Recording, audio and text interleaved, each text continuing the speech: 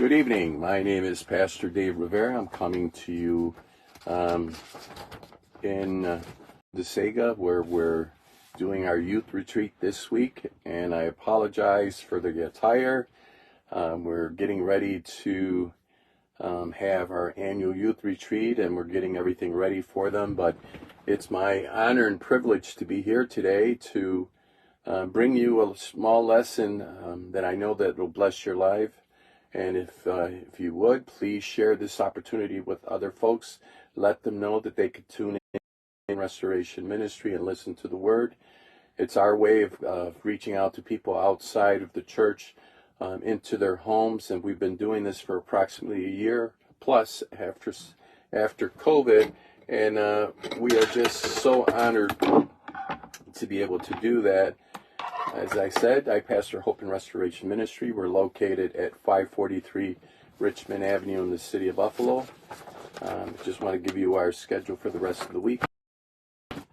We might have a little problem with connection and internet, just in case we do lose you. We apologize. We're coming from a very remote place, and we're working with their internet connection, so we hope we're able to get through to you. Please make a comment.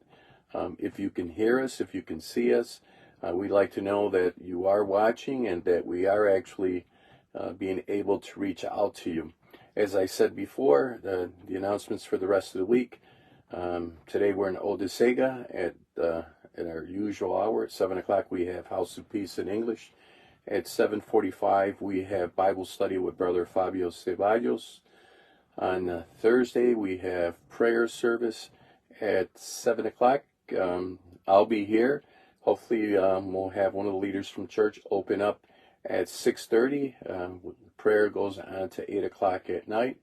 Friday, the youth will be here at Old DeSega. They'll start arriving here for their 7 o'clock service. If you are interested in stopping by either Friday or Saturday, please give us a call at 716-882-3774, or we'll be glad to send you the address. You can put it on your GPS. It's a straight shot from Buffalo to Old DeSega. If you've never been here, I know you're going to love it. It's a campground where we have all kinds of amenities. We have a tabernacle, we have a lake, we have recreation, we have, you name it, places for family to gather and kids to play.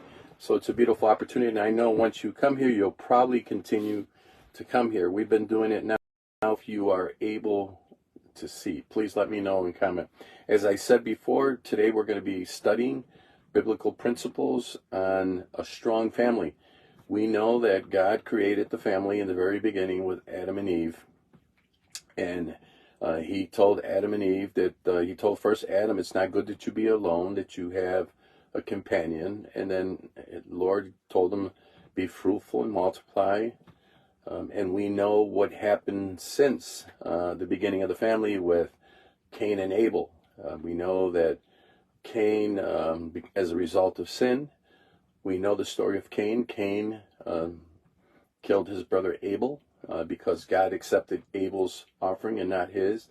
And since we've seen the decline in the family, we know that the enemy's strategy is to attack the family. And we've seen the enemies attack the family. We've seen broken families, dysfunctional families. We've seen families that are not even getting along with each other. And that is what the enemy wants. He wants to divide the family.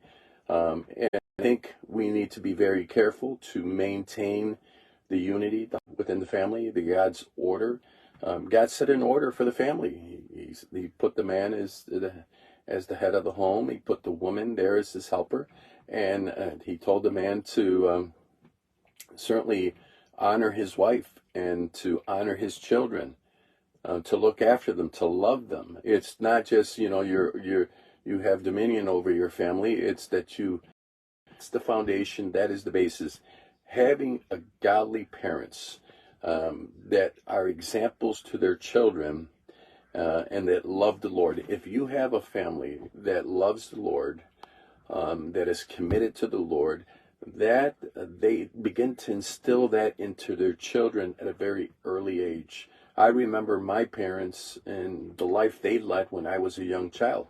My father and mother, I used to watch. And kids are very watchful. They learn very quickly. So at a very early age, I remember my parents. They were godly people. They were example to their children. I remember my mom and father praying late at night for their family, for their church, and they were godly people. And I think if I want a strong family, I have to do the same thing they did. It's to spend time together in prayer, in worship, and demonstrating to the kids and being an example to the children with regards to a godly life. Show them the fruit of the Spirit. So one quality of that makes a family strong is godly parents. What to do? Be an example. Be consistent. If you tell a child, don't do this, within the child. So you need to be consistent with your child, and whatever you do, be consistent. Your actions must match your words. If you tell them don't smoke, then your action should match your word. Don't drink, then your actions should match your words. So whatever your words are, you should match those words. Be a good listener. It is so important to make your children feel important. There's nothing worse than not paying attention to a child when a child wants to communicate, wants to talk to you. Take time to listen, to try to hear what they have to say. Sometimes we get caught up. The Bible tells us be quick to listen and slow to speak. So take some time to listen to your children. Pay close attention. That makes them feel so important, and that strengthens the family. That is a beautiful quality. I think that's I want to share something with you.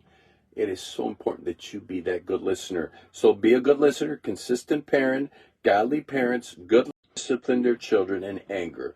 First, let God settle your emotions, then explain the consequences for their misbehavior, and finally discipline in a way which doesn't send a message of rejection. You can discipline your child without making them feel rejected. Don't discipline your children in anger. They'll never understand why you're disciplining them. If you discipline your child, take time to explain to them why you discipline. Sometimes we hit our children and the children are confused. You don't want them to feel rejected. Because that's the last thing you want, is for a child to be emotionally scarred and feel rejected. So be very careful when you're disciplining your child that you explain to them why you're disciplining them. And I think they'll understand. And if you discipline them for a reason, they'll understand why. What was the reason? And I had, sometimes I disciplined when the kids were young and ran into the street. I remember once I had to discipline them, but I wanted to explain to them why I was disciplined, because I was concerned with running. So I wanted to explain to them why I disciplined them. And that way they grow up knowing why they were disciplined. And it wasn't because of anger. It wasn't because of rejection.